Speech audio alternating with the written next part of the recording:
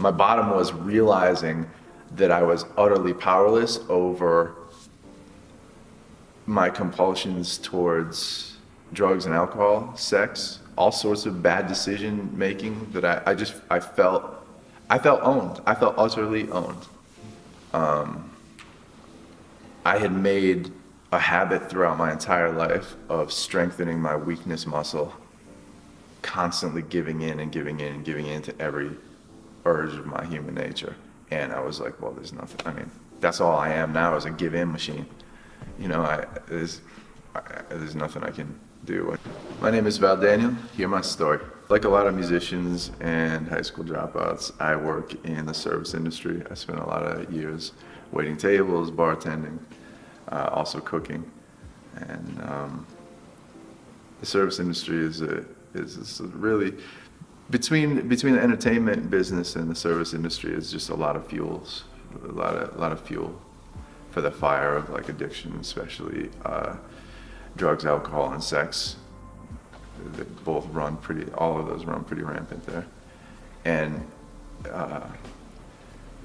they're environments that foster and promote those kind of behaviors, you know. The restaurant industry is a very tense place, and people like build up a lot of pressure, and they gotta blow off steam, and like the evening rolls into a party very seamlessly. And this can go on before you know it, is like every night of your life, and like years pass. Yeah, a lot of times once you drink enough to the point where that you're gonna throw up if you drink anymore, then I'd be like, now it's time to smoke some weed. Now because I obviously can't drink anymore, but I'm still conscious and not willing to throw in the towel for the day. So you just have to shift gears to another drug. And so I wanted to take some opiates, but I was just so drunk that I accidentally took a bunch of muscle relaxers instead, and I ended up passing out. I mean, I slept all night in my desk chair, like all day through my shift at work. I have no idea why I even woke up again to begin with, because this is how people die, by doing this stuff. And I had peed, obviously, because I'd been drinking all day and then had been just sitting there sleeping. I had wet, the desk chair was wet and everything. And a lot of people would be like, whoa, so that's when you started to make some changes, huh? No, not quite. I mean, it wasn't that, believe it or not, that wasn't my bottom. But it wasn't no peak. But you just kind of keep, you know, you go to work and you get started and you do it all over again, because you can't get out of it. You know, you go through this process day after day after day. And for me, it was a period of months of quitting every day and being drunk every night, where you realize what a slave you are to this thing. And I had tried to quit before and it hadn't worked. I just really hated every aspect of my life and felt utterly owned by the bad decisions I was making and not able to make any different ones. And so I decided to kill myself.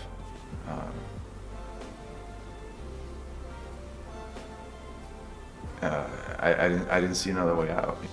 But one thing I wanted to do for my family, I felt that I'd let them down in so many ways, and I just wanted my family to see me clean one last time before I killed myself, because this is where your head is messed up. Like, my head was so alcoholic at this point. My head was so I just didn't realize. I thought that my family would feel better about me killing myself if they had gotten to see me like healthy and doing well for a little while first. That's how messed up my thinking was. So I decided to quit for 6 months and get clean, and then I was going to kill myself 6 months from this date. By the grace of God, I managed to stay sober for those 6 months. And I kept this appointment that I had with myself. I kept the date of my suicide when I was like, listen, it had occurred to me that I might be thinking a little bit differently if I could manage to stay sober for 6 months. The thought had occurred to me. And I was like, well, let's just check back in with ourselves 6 months from now and make sure we still want to do this thing. And 6 months went by. I felt differently. I felt better. some of what they refer to as the promises had started to come true already in terms of just being able to deal with life a little bit more realistically. And I felt like I was in a different place. Even though I had managed to not drink for a while and not use, I didn't put my odds very high that I would be able to maintain that if I stayed where I was. So I made some changes. You know, I moved to New York City. I started pursuing music here and stand-up, doing a lot of stand-up when I first came here, and I got myself into a community of people. At first, when I came here, I had never been to AA or any sort of 12-step recovery before. I had remained sober through what they refer to in the rooms as white knuckling. I was just trying to get through it. And I came at first, the first kind of meeting I went into was an AA meeting. And I went because it occurred to me, like life can be in certain circles here, kind of a constant like, and I was like, I'm gonna need to have people around me that aren't like partying constantly. So I was like, I'll go to AA and see what they talk about. And it was amazing to me for two reasons. One, I heard pretty much my same story of addiction coming out of the mouths of different people from all over the world. Because you feel like it's unique and you feel like a snowflake as you're living through this, but once you pass a certain line, the story of addiction is pretty much the same. People from China, people that grew up in the Bronx, Latino, all these people are men and women, and they're talking and they're telling my story. That was amazing to me. And the second thing I found amazing in these rooms, which I had never seen before, was that this wasn't a bunch of people all white knuckling together. There was healing that had happened here. Like these people were experiencing something that I had never even witnessed, which is what they call recovery. These people were in recovery from something that to me had me on a path to killing myself, that I was totally underneath the thumb of for almost 20 years. So I'd never seen that before. So I kept coming back. I understand why they name a higher power, you know?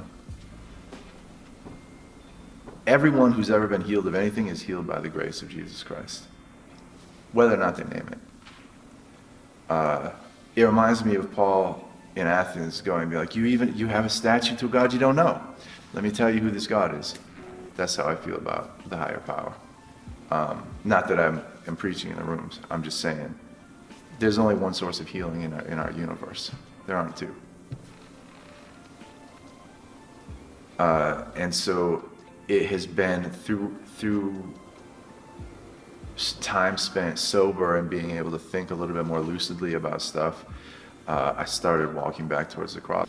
So yeah, what I would say is, one, it's going to feel wrong, for sure, but that doesn't mean it's wrong. It probably means it's right. If you're being honest and you've been buried under addiction of any kind, sexual addiction or drug, whatever it is, doing the right thing going to feel wrong at first. And two, you have to talk about it. You have to break the closed loop that is inside of your head where you are the only voice talking, because again, who you are inside of you're programmed to keep spiraling this loop into the bowels of hell. And as close to hell as we can have in human experience is where you'll end up. You have to get another voice into that echo chamber.